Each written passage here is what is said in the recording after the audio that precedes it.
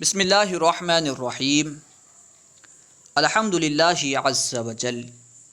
ہم قانون شریعت پڑھ رہے ہیں۔ آج ہم انشاءاللہ عز وجل قانون شریعت سے نبی اور رسول کے تعلق سے پڑھیں گے۔ مصنف علیہ رحمہ سب سے پہلے یہ بیان کر رہے ہیں کہ نبی کے بارے میں جاننا کیوں ضروری ہے۔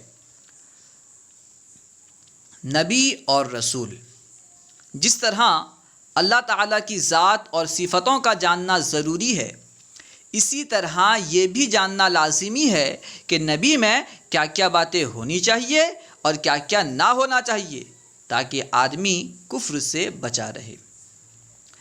بندے کے لیے ضروری ہے کہ وہ یہ جانے نبی میں کون کون سی باتیں ہونی چاہیے، کون کون سی باتیں نہیں ہونی چاہیے، تاکہ بندہ کسی ایسی بات کو نبی کی طرف منسوب نہ کرے جو نبی میں نہیں ہونی چاہیے، اور کسی ایسی بات کا انکار نہ کرے جو نبی میں ہونی چاہیے۔ آج بہت سارے بندے نبی کی طرف جھوٹ وغیرہ نہ جانے کیسے کیسے الفاظ بول دیتے ہیں، نبی کے لیے استعمال کر دیتے ہیں۔ کوئی کہتا ہے کہ نعوذ باللہ، چاہے نبی ہو کوئی ہو، اللہ کی بارگاہ میں ایسا ہے جیسا کہ چمار، نعوذ باللہ، استغفر اللہ۔ یہ سب کیوں ہوتا ہے؟ کوئی کہتا ہے نبی نعوذ باللہ مر کر مٹی میں مل گئے، جبکہ شہید زندہ ہے۔ شہید کے بارے میں قرآن پاک کی گواہی ہے کہ شہید زندہ ہے، مرتا نہیں ہے۔ نبی کے بارے میں کہتے ہیں نعوذ باللہ مر کر مٹی میں مل گئے۔ ٹھیک ہے، یہ سب کیوں ہوتا ہے؟ کیونکہ انہیں معلوم ہی نہیں نبی میں کون کون سی باتیں ہونی چاہیے، کون کون سی باتیں نہیں ہونی چاہیے۔ ٹھیک ہے، ایسے ہی لفظ نبی جو ہے نا، یہ نبأ سے بنا ہے۔ اس کے بارے میں دو قول ہے۔ ایک قول تو یہ ہے کہ نبأ سے بنا ہے، ایک قول یہ ہے کہ نبوت سے بنا ہے۔ نبأ کا معنی ہے خبر، اور نبی کا معنی کیا ہوا؟ خبر دینے والا، یعنی غیب کی خبر دینے والا۔ لفظ نبی ہی کا معنی ہے غیب کی خبر دینے والا۔ بعض بندے نبی سے غیب کا انکار کرتے ہیں کہ نبی کو غیب کی خبر ہے ہی نہیں، جبکہ اللہ سبحانہ و تعالیٰ نے نبی کو غیب عطا کیا ہے۔ قرآن پاک کی بہت ساری آیت سے ثابت ہے، بہت ساری احادیث سے ثابت ہے کہ نبی غیب داں ہیں، لیکن بندے اس کا انکار کرتے ہیں۔ کیوں کرتے ہیں؟ کیونکہ معلوم ہی نہیں کہ نبی میں کون سی باتیں ہونی چاہیے، کون سی باتیں نہیں ہونی چاہیے۔ اب بتائیے، ہم نے جو اللہ کو مانا، کس کے بتانے سے مانا؟ ہم اللہ پر ایمان لائے کس کے بتانے سے لائے؟ ہمیں کیسے معلوم کہ اللہ ایک ہی ہے؟ اللہ نے سب کو پیدا کیا، نبی کے بتانے سے ہم نے مانا۔ اور اللہ تعالیٰ سب سے بڑا غیب ہے۔ دنیا میں اللہ تعالیٰ کو ظاہری آنکھ سے دیکھنا محال ہے، ممکن ہی نہیں ہے اس دنیا میں۔ ٹھیک ہے، لیکن نبی پاک صلی اللہ تعالیٰ علیہ وسلم نے اپنی آنکھ سے شب معراج میں اللہ سبحانہ و تعالیٰ کو دیکھا۔ ٹھیک ہے، جس طرح دیکھنا تھا دیکھا۔ تو جب اللہ سبحانہ و تعالیٰ، جو کہ سب غیبوں سے بڑا غیب ہے، وہ نبی کی آنکھ سے نہ چھپا، تو کون سا غیب ہے جو نبی کی آنکھ سے چھپ سکے؟ ٹھیک ہے، نبی پاک صلی اللہ علیہ وسلم غیب جانتے ہیں۔ کیونکہ ہمارا موضوع یہ نہیں ہے، انشاءاللہ عز و جل کبھی موقع ملا تو غیب پر بات کریں گے۔ اب یہاں رسول کا معنی بیان کر رہے ہیں۔ رسول کے معنی، رسول کے معنی ہیں خدا کے یہاں سے بندوں کے پاس خدا کا پیغام لانے والا۔ خدا کے پاس سے بندوں کے یہاں جو خدا کا پیغام لاتا ہے اسے کہتے ہیں رسول۔ رسول کے معنی ہے خدا کے یہاں سے بندوں کے پاس خدا کا پیغام لانے والا۔ اب یہاں سے بیان کرتے ہیں کہ نبی کون ہوتا ہے۔ نبی کون ہوتا ہے؟ نبی وہ آدمی ہے جس کے پاس وحی یعنی خدا کا پیغام آیا۔ نبی وہ آدمی ہے جس کے پاس وحی آئی، یعنی خدا کا پیغام آیا۔ کیوں آیا؟ لوگوں کو خدا کا راستہ بتانے کے لیے۔ نبی وہ آدمی ہے جس کے پاس وحی یعنی خدا کا پیغام آیا، لوگوں کو خدا کا راستہ بتانے کے لیے، جس کے پاس وحی آئی تاکہ وہ لوگوں کو خدا کا راستہ بتائے، وہ بندہ جو ہے نبی ہوتا ہے۔ اب وحی آنے کی کئی صورتیں ہیں، وحی کے کئی طریقے ہیں۔ وہی بیان کر رہے ہیں کہ خواہ یہ پیغام نبی کے پاس فرشتہ لے کر آیا ہو یا خود نبی کو اللہ عز و جل کی طرف سے اس کا علم ہوا ہو۔ وحی کے کئی طریقے ہیں۔ ایک طریقہ یہ ہے کہ فرشتہ نبی کے پاس اللہ کا پیغام لے کر آئے، اور عام طور پر یہی ہوتا ہے، یہ وحی کا عام طریقہ ہے۔ اس کے علاوہ اللہ سبحانہ و تعالیٰ نبی کے دل میں کوئی بات القاء کر دیتا ہے، نبی کا خواب جو ہوتا ہے وہ بھی وحی ہوتی ہے۔ ٹھیک ہے، تو وحی کے کئی طریقے ہیں۔ تو کسی بھی طرح اللہ کے پاس سے نبی کے پاس پیغام آیا تاکہ وہ بندہ لوگوں کو خدا کا راستہ بتائے، وہ نبی ہوتا ہے، ٹھیک ہے، اس کے پاس اللہ کی طرف سے وحی آئے۔ خواہ یہ پیغام نبی کے پاس فرشتہ لے کر آیا ہو یا خود نبی کو اللہ عز و جل کی طرف سے اس کا علم ہوا ہو۔ کئی نبی اور کئی فرشتے رسول ہیں۔ انبیاء کے تعلق سے کہا جاتا ہے کہ کل انبیاء کتنے ہیں اس کا علم اللہ تعالیٰ جانتا ہے، لیکن کہا جاتا ہے کہ کم و بیش 1,24,000 یا 2,24,000، کم و بیش صحیح علم اللہ تعالیٰ کو ہے، ٹھیک ہے۔ رسول کل رسول جو ہیں 313 ہیں، ٹھیک ہے۔ نبی سب مرد تھے، کوئی بھی عورت نبی نہیں، ٹھیک ہے۔ نبی سب مرد تھے، نہ کوئی جن نبی ہوا نہ کوئی عورت نبی ہوئی، ٹھیک ہے۔ جتنے بھی نبی تھے سب کے سب مرد تھے، کوئی جن نبی نہیں ہوا اور نہ ہی کوئی عورت نبی ہوئی۔ عبادت ریاست کے ذریعے سے آدمی نبی نہیں ہوتا۔ کوئی کہے میں عبادت کر لوں گا نبی بن جاؤں گا، ہمیشہ عبادت کرتا رہوں گا، ریاست کرتا رہوں گا، نبی ہو جاؤں گا، ہرگز نبی نہیں ہو سکتا۔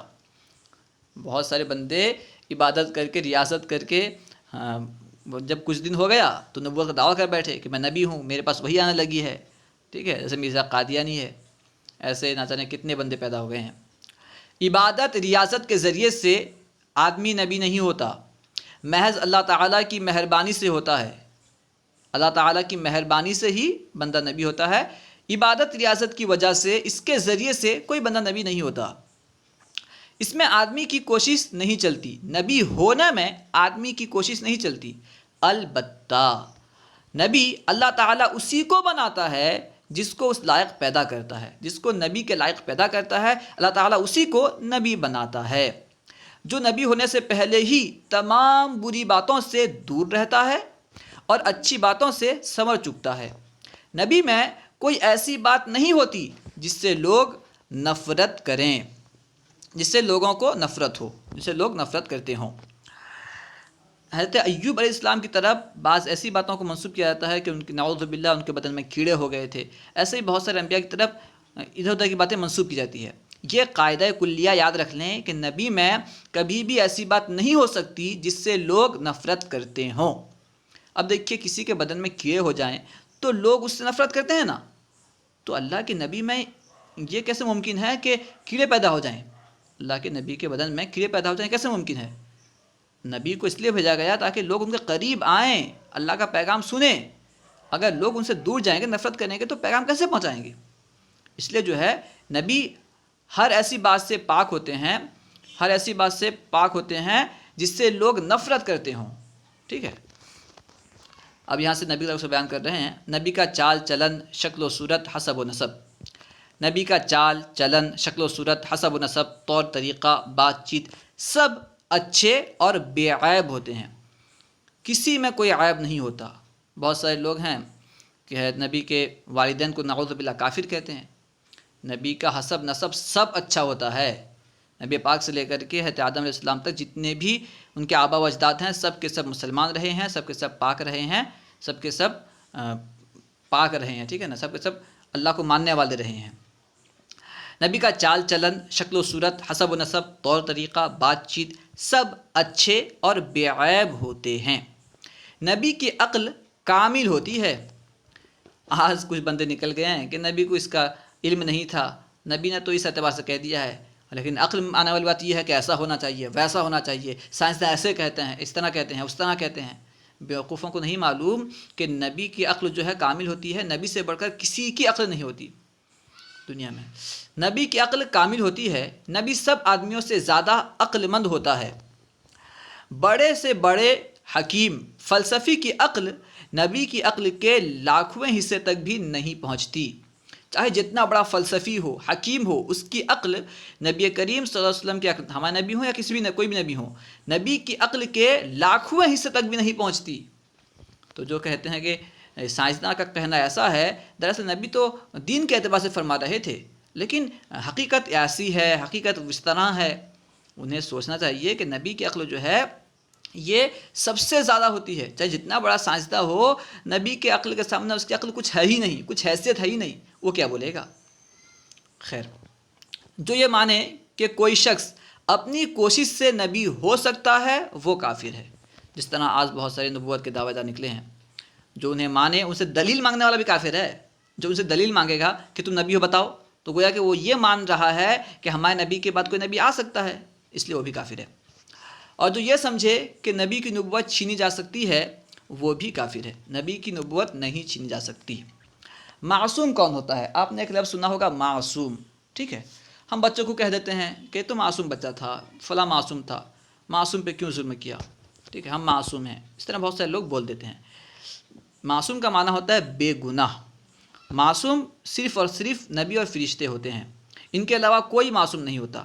بچوں کو ہم معصوم کہہ دیتے ہیں، ایسے بول تو سکتے ہیں لیکن بچنا بہتر ہے. بچوں کے علاوہ کسی اور کو معصوم نہیں بولنا چاہیے. خیر، معصوم کون ہوتا ہے؟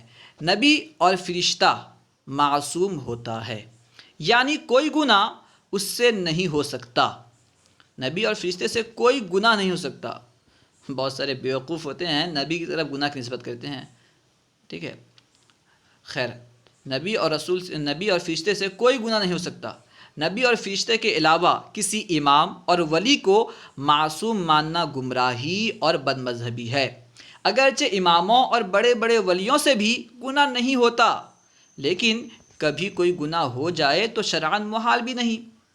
اماموں اور بڑے بڑے ولیوں سے اگرچہ گناہ نہیں ہوتا، لیکن اگر ہو جائے تو محال نہیں ہے، ہو سکتا ہے، ممکن ہے. یہ اللہ کا فضل ہے کہ اللہ اپنے فضل و کرم سے انہیں گناہ سے بچا لیتا ہے، لیکن محال نہیں ہے. لیکن نبی سے گناہ ہونا یہ محال ہے.